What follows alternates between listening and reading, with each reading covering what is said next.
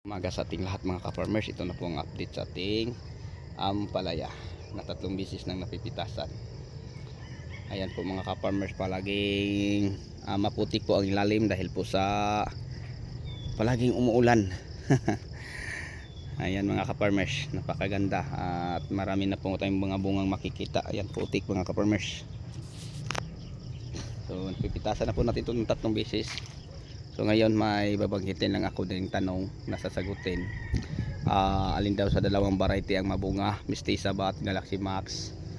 Okay, so kung pag-usapan natin mga ka-farmers, ang maagang magbigay ng maraming bunga, itong variety na to, Galaxy Max F1. Tapos maganda din siya sa tag-ulan kasi matibay siya sa tinatawag nating cracking or pamamarako. Alam niyo mga ka-farmers, pag tag-ulan madali lang magka-crack ang ating ampalaya kung kulang tayo sa mga fungicide. Pero kung sapat naman,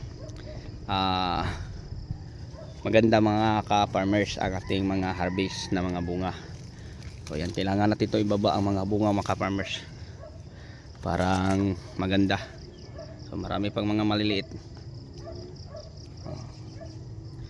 So doon banda ang ating Mestiza at dito banda ang ating Max, kung saan maraming bunga.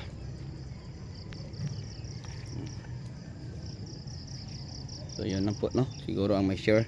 At ito naman ang ating talong. Parang sa tingin ko mga ka-farmers, makabunga siya pero hindi marami dahil pag halimbawa ay mapuno na ito sa ano po,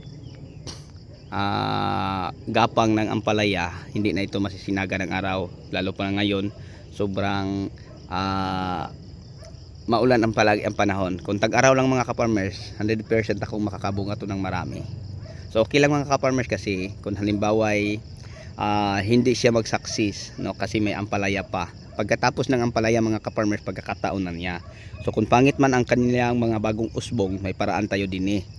Ang paraan natin mga ka-farmers, para po sa kalaman sa lahat, iraton natin to ang ating talong na nasa ilalim para magkasuli uli. Kasi kung magpunla pa tayo at magtanim, nasa mga 60 days pa ang ating kailangang antayin. So maganda na ito mga ka-farmers, habang patuloy nating pinipitasan ng ating ampalaya, wag muna nating intindihin kung may mapipitas po ba tayo sa ating talong. At least nakahanda na siya, pagka wala na sa talong ay sa ampalaya ay diretso na